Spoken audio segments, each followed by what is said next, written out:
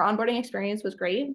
We, again, had kind of very special attention from the CEO, and that felt wonderful in our instance. But I don't think that that's something that's unique to us. I think that that level of attentiveness is kind of, it seems like that level of attentiveness is really standard across all members of the support team. You know, we had a lot of kind of little questions and needs, and I like to over ask questions. So I didn't, at no point did I feel like I was being a nudge. I felt like, you know, I really had the resources and the support that I wanted in getting a new system set up team-wide, right?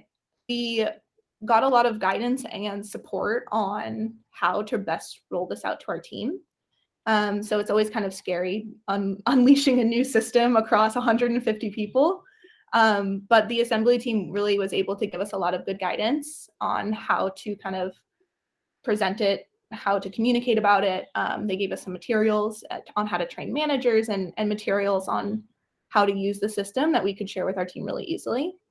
And so ultimately we were able to drive a really successful adoption. So onboarding was super smooth and a really great experience as well.